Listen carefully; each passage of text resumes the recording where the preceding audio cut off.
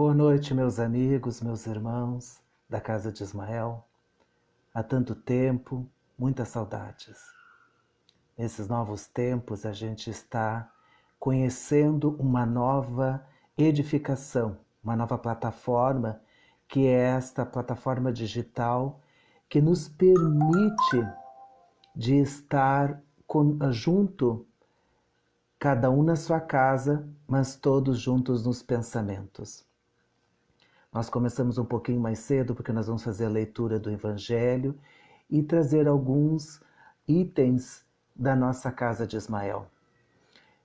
Se você quer estudar, conhecer um pouco mais a doutrina espírita, nós estamos com um grupo online todas as terças-feiras às 8 horas da noite. Como é que você faz? Você entra na página do Facebook do Grupo Espírita Irmão Ismael e deixa o seu nome e telefone, que a casa entra em contato com você para colocá-lo no grupo de estudos que será realizado nas plataformas digitais todas as terças às 8 horas da noite. Nós vamos ter agora, dia 18 de abril, AFA em Casa, com os grupos de pais, que será no sábado, dia 18 de abril de 2020, das 14h30 às 15 horas. Você também pode entrar, então, na página do Facebook do Grupo Espírita Irmão Ismael, coloca o seu nome, querendo participar desta plataforma, que será coordenada pela nossa amiga Cristina Machado. É onde ela vai recolher o seu telefone e enviar o link para que você possa participar também do AFA, da área da família, aonde vocês vão trocar muitas ideias e conversar sobre a família. Nós estamos ainda e continuamos com a nossa campanha de alimentação, de doações de alimento, porque hoje nós estamos assistindo essa epidemia e pandemia mundial, onde muitas pessoas estão sem trabalho. Então, a gente roga a esses irmãos, a todos que estão nos assistindo nesse momento, se você tiver um pouco mais de alimento, que possa ajudar a nossa casa em auxiliar os nossos irmãos mais necessitados. Porque nós estamos recebendo muitos irmãos necessitados nesse momento, pedindo um pouco de alimento e de roupa. Roupa nós temos bastante, mas a gente gostaria muito de receber também os alimentos, perecíveis, não perecíveis, produtos de higiene, roupas para bebê, tudo isso nós estamos recebendo com muito amor e com muito carinho, porque nós temos uma demanda muito grande para auxiliar esses irmãos. E hoje é uma data muito especial também, meus irmãos e amigos, porque hoje nós estamos comemorando 156 anos do livro Evangelho segundo o Espiritismo. Foi lançado no dia 15 de abril de 1864 em Paris, por Allan Kardec. Então, como nós estamos comemorando 156 anos, nós vamos ler uma passagem do nosso Evangelho.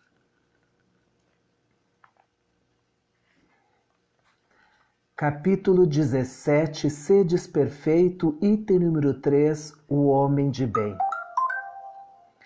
Estuda suas próprias imperfeições e trabalha sem cessar em combatê-las. Todos os seus esforços tendem a poder dizer a si mesmo no dia de amanhã que há nele alguma coisa de melhor do que na véspera.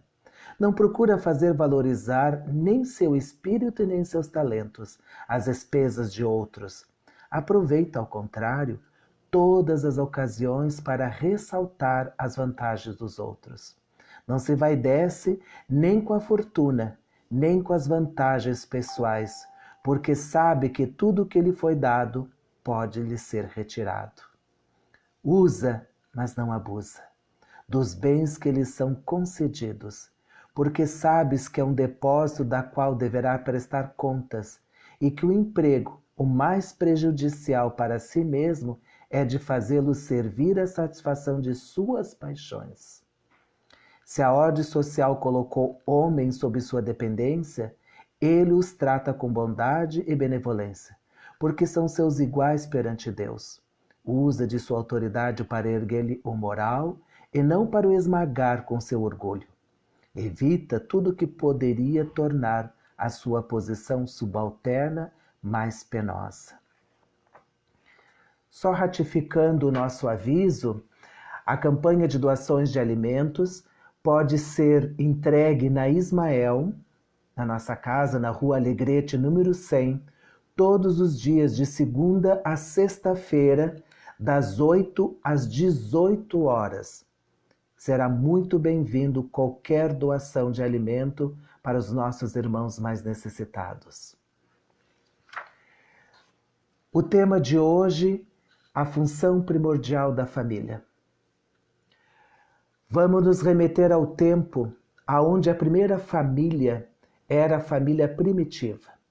A família primitiva, nos tempos antigos, dos primórdios, dos tempos, onde era constituída por grupos, clãs, aonde eles se encontravam em uma reunião de grupos de pessoas que fortaleciam-se nesse grupo de reunião de pessoas para evitar o mal e aquilo que podia acontecer de mal, aonde os animais ferozes podiam atacá-los, outras tribos saquearem e matá-los.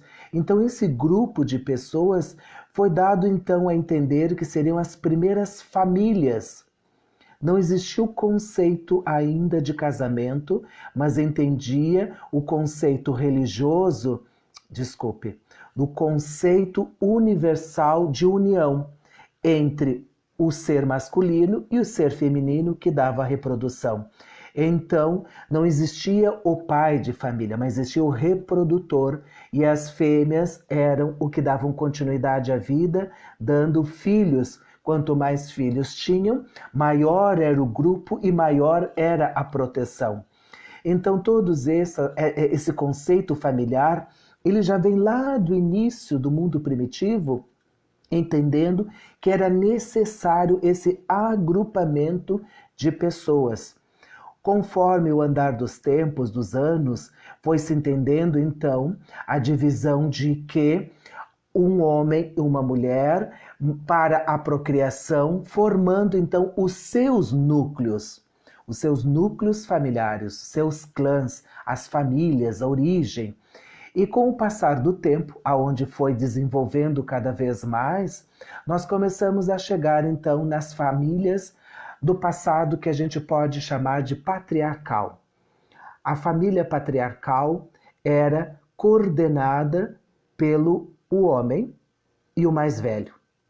Aquele que era o mais velho era o responsável e ditava as ordens e os conceitos que a família deveria seguir.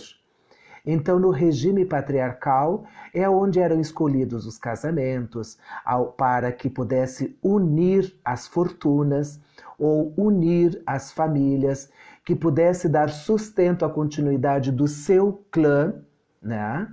E nesse mesmo sentido patriarcal, nós tivemos muito essas informações lá em antes de Cristo, aonde os mais poderosos, os ricos, eles comungavam entre si esse núcleo, vamos dizer assim, familiar, porque eles não queriam perder a consanguinidade.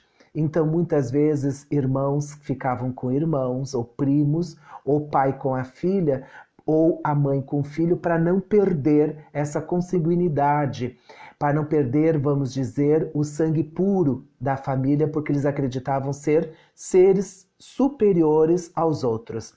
Ficava no clero, os ricos e poderosos de todas as épocas, até chegar no sistema da Idade Média, do patriarcal, e também dos famílias por interesse, porque muitas vezes esses interesses eram de ligação onde havia o interesse de uma família com outra família para unir esforços e muitas vezes manter esse clã.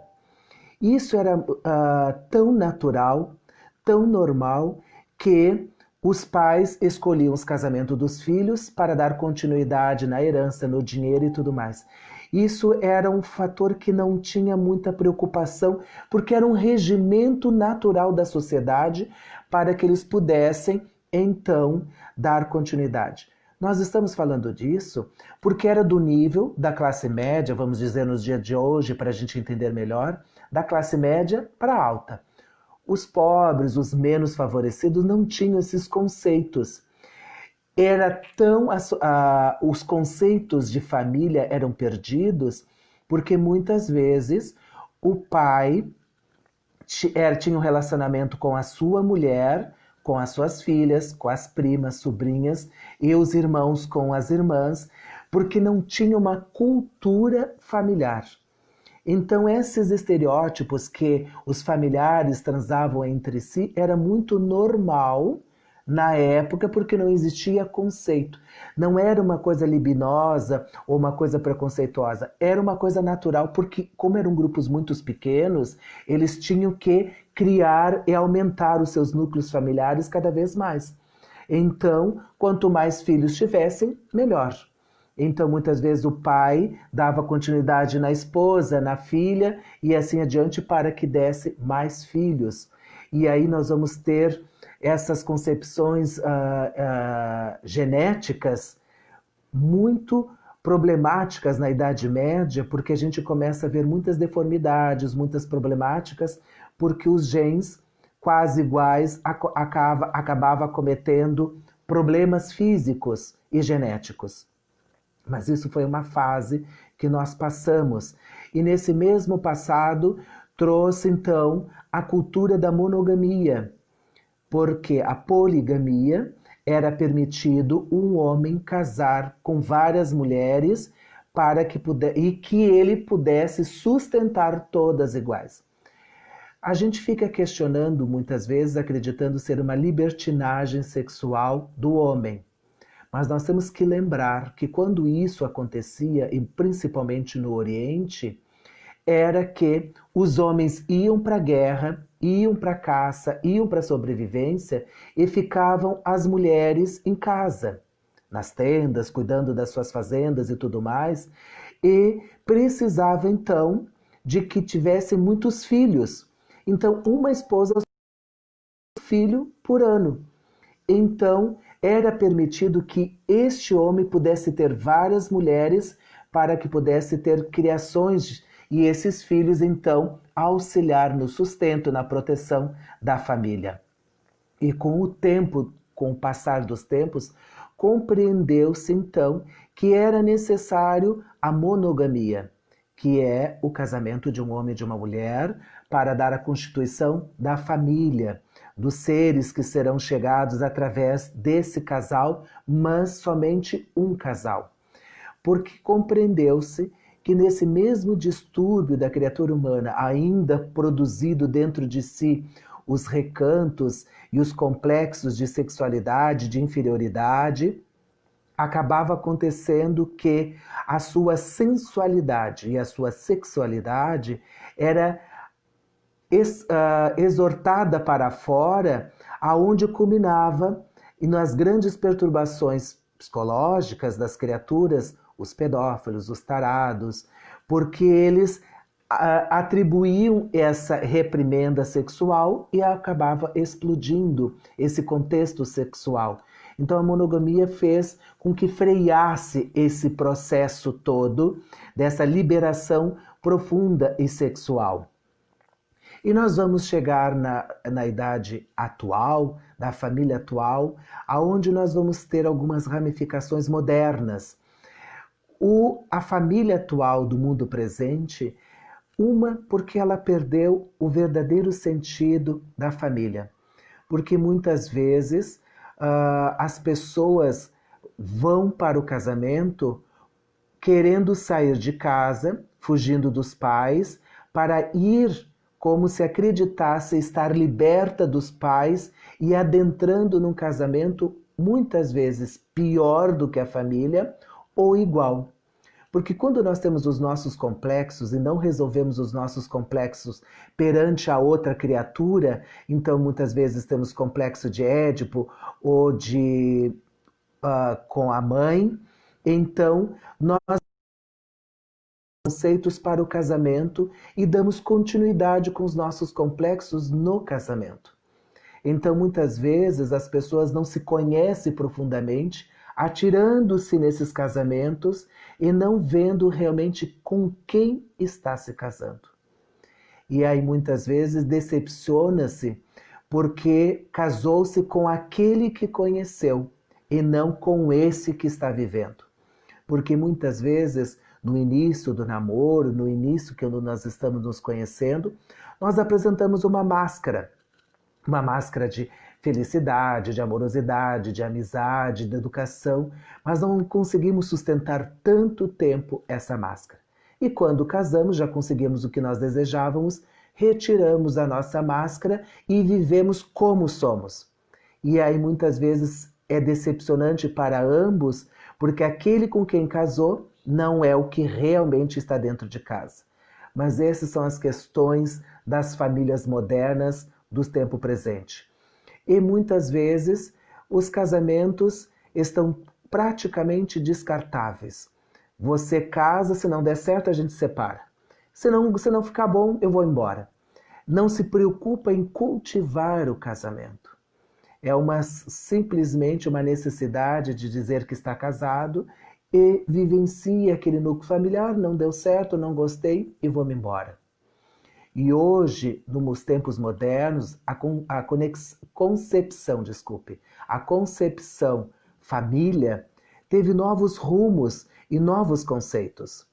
Porque hoje nós estamos entendendo que o conceito família reprodutiva da Lei de Reprodução da terceira parte, o capítulo número 4 do livro do Livro dos Espíritos, quando fala sobre reprodução, nós estamos falando de um homem e de uma mulher que vai reproduzir outro ser.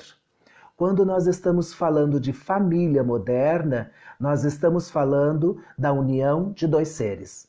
E hoje já compreende-se dentro da sociedade que a união de dois seres pode ser de um homem, de uma mulher. De um homem com um homem. De uma mulher com uma mulher. Dos avós com os netos. Também é uma nova formação de família. Um homem e um cachorro. Uma mulher e um gato. É a nova concepção familiar. Porque as pessoas estão formando essas famílias nos seus conceitos. Nós não estamos recriminando nenhum tipo de família. São as famílias modernas dos tempos atuais. E fizeram essa escolha de viver nesse estilo de família. Um pai e um filho. Uma mãe e um filho.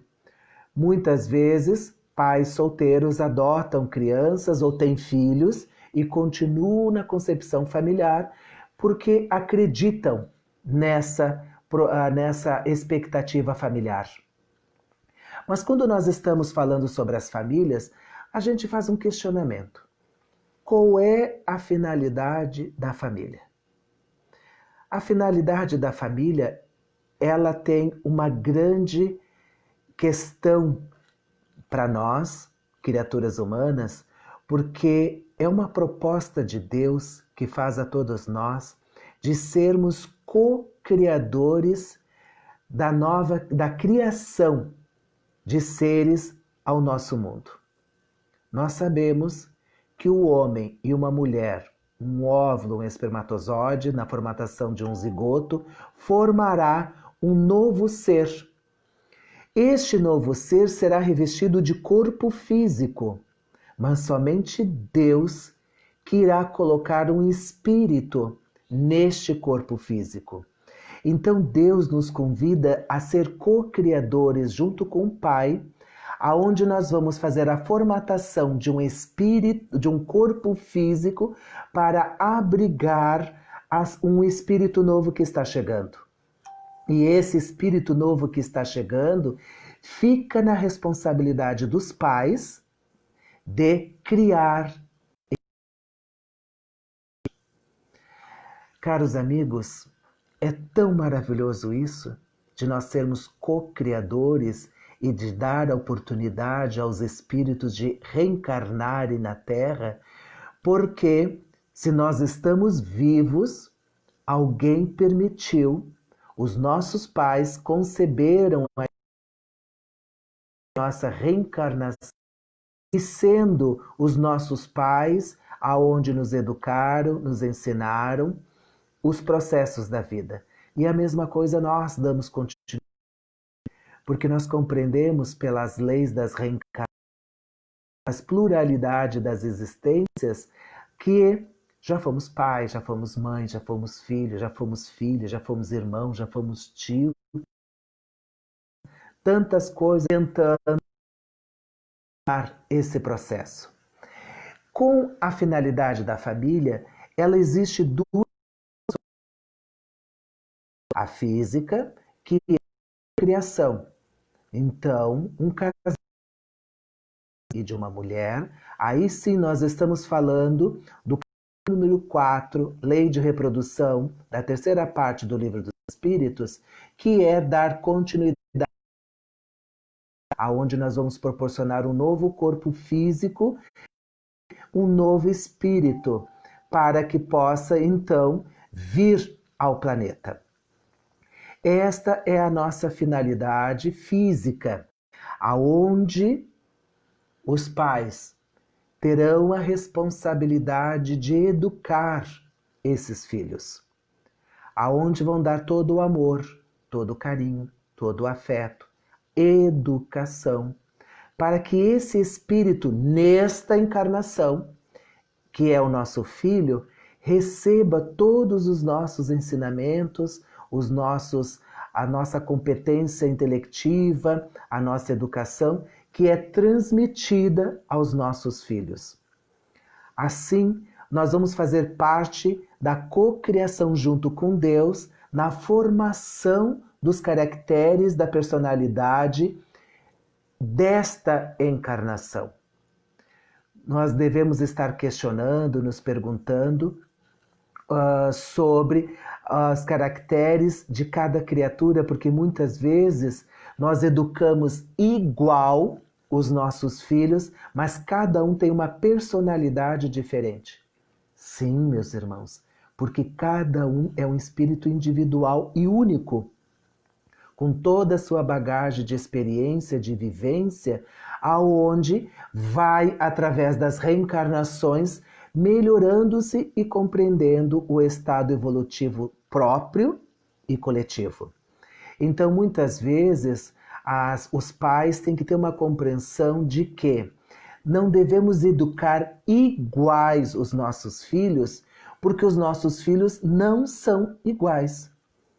Cada um possui uma característica única. Um é mais amoroso, um é mais perturbado, um é mais rancoroso, um é mais inteligente, um é mais triste.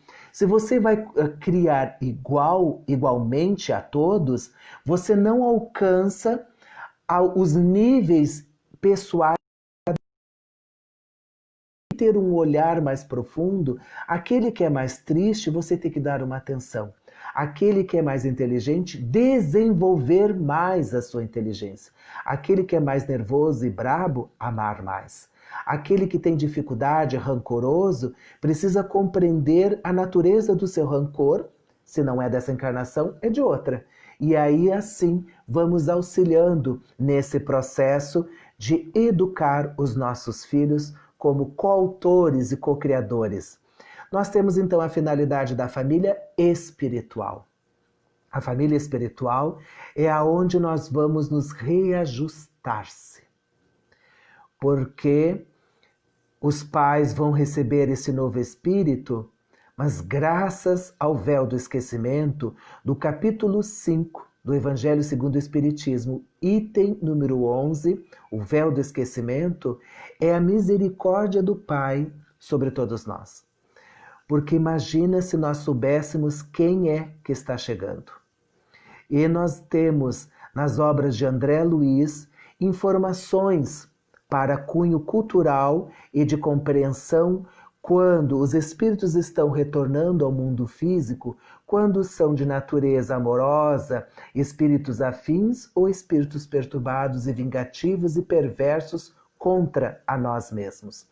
Por isso, caros irmãos, nós temos que ter essa compreensão que o véu do esquecimento é a misericórdia do Pai, para que a gente possa olhar aquela criatura pequena que necessita dos braços da mãe e do pai para ser guiado e para ser auxiliado no seu crescimento. Muitas vezes a gente questiona no sentido: eu devo saber quem é ele, se foi meu inimigo, se foi meu pai, se foi minha mãe? Não importa. Sabe por que não importa? Porque ontem você não vai conseguir modificar nada, mas você pode fazer hoje um novo futuro, como essa mensagem, esse texto do Chico Xavier. Por isso, caros irmãos, toda oportunidade que nós recebemos é para melhorar e crescer. É sempre essa oportunidade que vai nos edificar os nossos sentimentos, as nossas emoções, as nossas sensações perante a esse espírito que está chegando ao nosso lar. Com certeza, nós estamos unidos pelos laços consanguíneos para que a gente possa edificar e evoluir. Resgatar? Com certeza. Resgatar alguma coisa do passado? Com certeza. Mas não devemos trazer essa informação à tona porque não vai nos auxiliar. Se eu não tenho simpatia pelo meu filho, pela minha filha, alguma coisa existe. Mas eu não preciso me preocupar com o pessimismo nem o negativismo dessa relação. Se eu sinto, eu devo amar. Eu devo procurar, então, entender e entrelaçar com esse irmão, minha filha, meu filho, que está nessa família consanguínea, reajustar os laços, apertar os laços amorosos, sendo cúmplice do perdão, cúmplice e compreensão da empatia, da benevolência, da indulgência conosco, em primeiro lugar, meus irmãos. Porque muitas vezes nós temos o cetro da verdade e julgamos a vida de todo mundo e de todos os casos e situações. Mas quando é para nos julgar, nós usamos um cetro mais leve da verdade, quase nula. Por que dos outros tem que ser mais dura e comigo mais leve? Então, amigos, não devemos estar levando essa situação mais apertada no requisito de cobrança. Nós temos que amar. Nós temos que entender os nossos entes queridos. E muitas vezes nós estamos olhando e pensando como é difícil isso. Realmente é difícil. Mas não é impossível. Nada é impossível quando a gente ama, quando a gente quer, quando a gente tem a vontade de modificar essa situação, e assim nós vamos entendendo esse laboratório da finalidade que o nosso Pai Maior nos proporcionou à família. Porque a família é o nosso exercício do nosso crescimento espiritual. Porque se eu não entender a minha família, eu não vou entender o mundo. Eu não vou entender o próximo. Se eu não amar a minha família, eu não vou conseguir amar o próximo e muito menos amar os meus inimigos. A família foi um presente de Deus que nos deu para que a gente pudesse estar alinhados, aonde a gente possa estar ombro a ombro caminhando e entendendo as nossas dificuldades, as nossas divergências, as nossas problemáticas espirituais, físicas, econômicas que estamos passando hoje. Isso tudo nos fortalece e faz a gente crescer.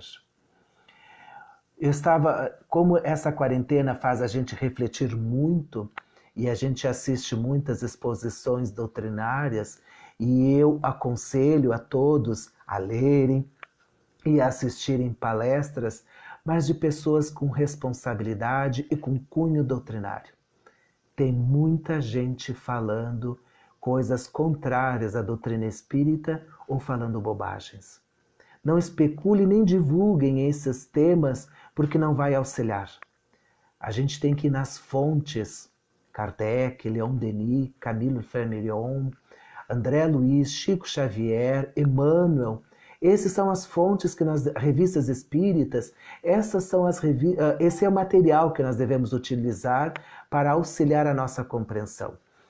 E quando e nós estamos na quarentena, estamos ficando em casa, eu fiquei questionando, porque nós já entendemos que nada acontece sem a permissão do Pai. Nós não trabalhamos e nem falamos sobre o acaso, porque uma vez eu vi uma pessoa falando que as pessoas dão o crédito para o acaso e esquece dos engenheiros da espiritualidade que trabalham incansavelmente para que tudo desse certo no dia certo, na hora certa e no momento certo.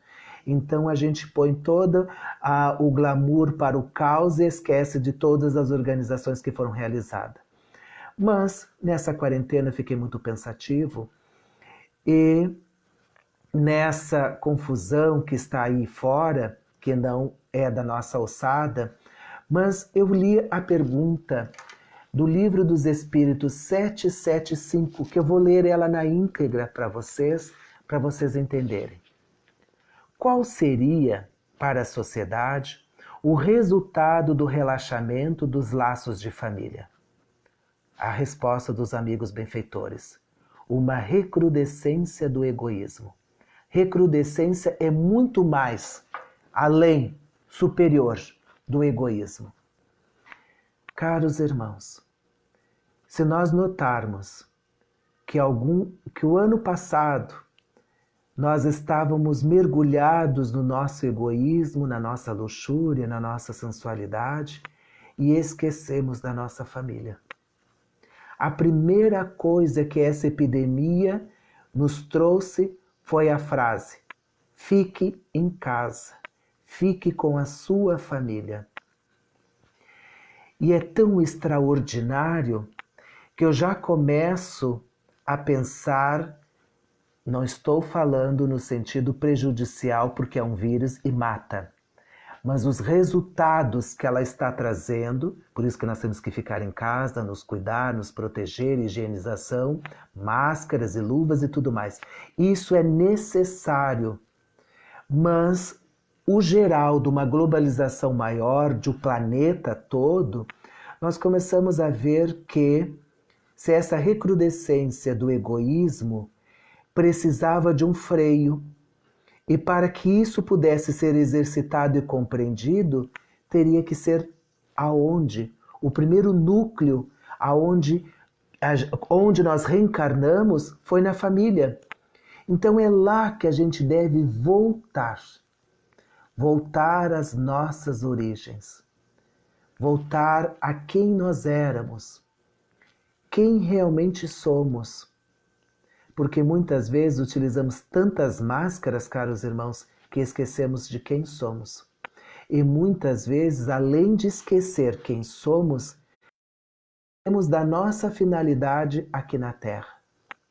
Qual é a sua finalidade aqui na Terra? O que você está fazendo aqui? Para melhorar? Para crescer? Com certeza. Isso não faz nem parte da finalidade, porque isso faz uma parte da lei do progresso. Todos nós vamos evoluir. Quer queira ou quer não, vamos evoluir. Está na questão 540 do Livro dos Espíritos, aonde do átomo ao arcanjo todos chegaremos. Então, meus irmãos, nós vamos chegar à felicidade. Mas qual caminho que vamos utilizar? Qual é o método que vamos utilizar? E a espiritualidade, o maior, compreendeu que nós estávamos no caminho errado. Porque Deus é tão bom, que Ele não precisou massacrar todos os habitantes do planeta para recomeçar de novo. Deu a oportunidade de voltar para casa como o filho pródigo, quando retornou para casa, na casa de seu pai, que compreendeu que o mundo era ingrato e meu pai era bom. O mundo lhe deu comida de porcos e meu pai não dava isso aos seus trabalhadores, aos seus empregados. É a parábola do filho pródigo, nos convidando a retornar para casa, retornar para os nossos lares, retornar para os nossos pais. Esses tempos de quarentena, analisarmos o que estamos fazendo conosco. Lembrar das situações que nós vivemos com os nossos pais, com os nossos irmãos, porque nós precisamos aproveitar a oportunidade que estamos na mesma reencarnação, nesta mesma vida, porque Jesus já disse, deixai a sua oferenda no altar e ide ao encontro daquele que estás no mesmo caminho, porque não sabemos quando nós vamos nos reencontrar com os nossos inimigos. Hoje, eu assisti uma palestra da Sueli Caldas Schubert, na Federação Espírita da Flórida, e ela disse uma palavra linda que eu vou começar a utilizar também, que é a frase da Sueli Caldas Schubert. Nós somos cidadão do universo. Eu achei tão grandioso isso, porque eu não sou cidadão de Canoas, eu não sou cidadão do Rio Grande do Sul, eu não sou cidadão do Brasil, mas eu sou cidadão do universo. Porque se eu sou filho de Deus, que Ele é bom e justo, eu faço parte desse universo. E Deus nos proporcionou voltar ao lar. Pense, meus amigos, o lar não é um castigo. É que nós não estávamos mais acostumados à nossa família. Porque nós estávamos tão ocupados buscando os recursos financeiros para a sustentabilidade da nossa família, buscando recursos amorosos, recursos filosóficos e esquecemos da família, que é o nosso primeiro núcleo, aonde nós vamos aprender a viver e a compreender. Façamos essa reflexão, caros irmãos. Leiam a parábola do filho pródigo e entendam que nada que está acontecendo não exista o amor do Pai. Tudo está fecundado pelo seu amor por tudo que está acontecendo.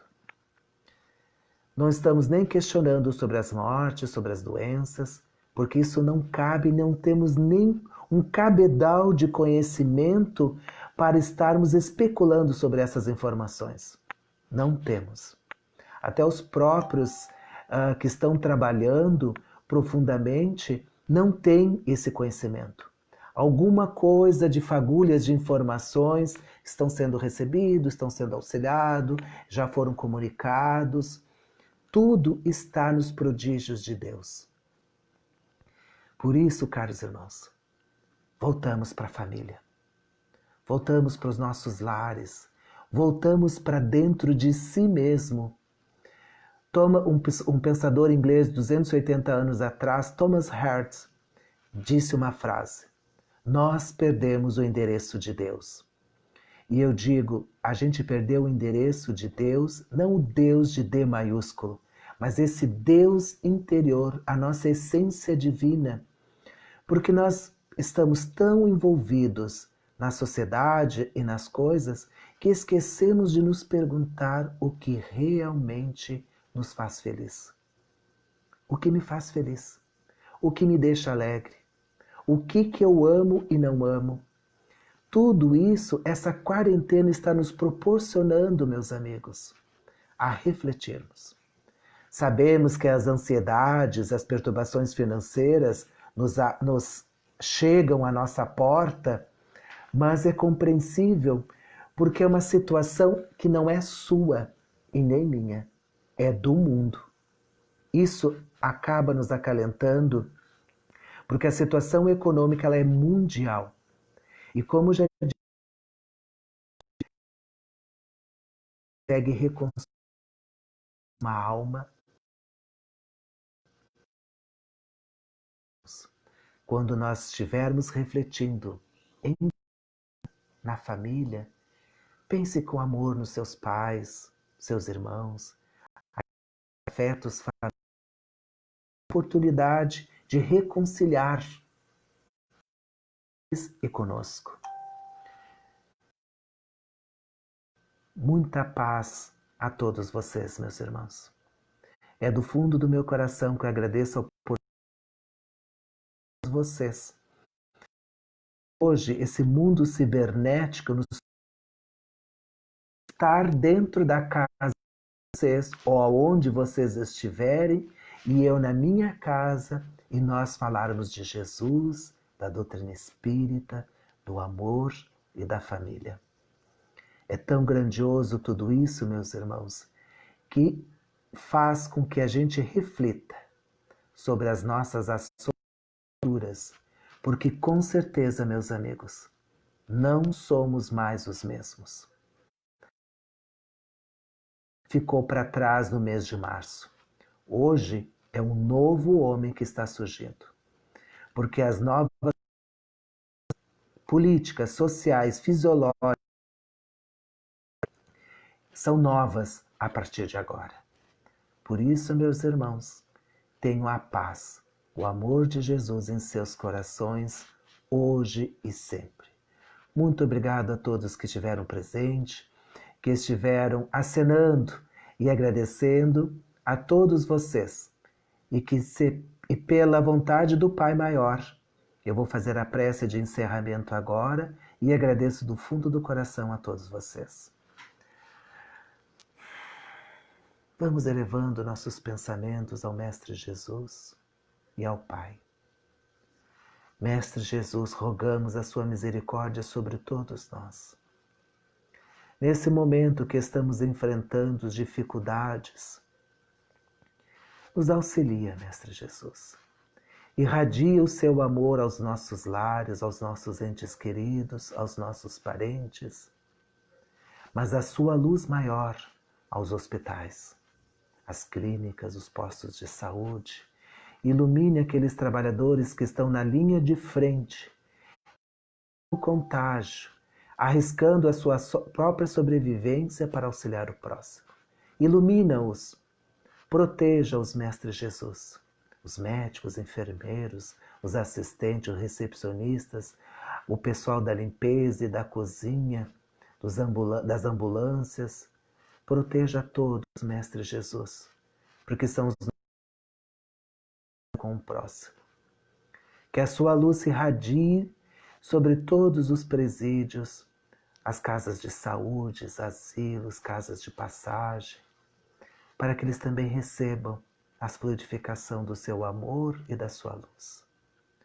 Mestre, nos ampare hoje e sempre, para que possamos estar unidos no seu pensamento de amor e de misericórdia, e que o Pai nos ama profundamente, nos protegendo e nos amparando sempre. Que assim seja. Muito obrigado a todos e uma boa noite a vocês.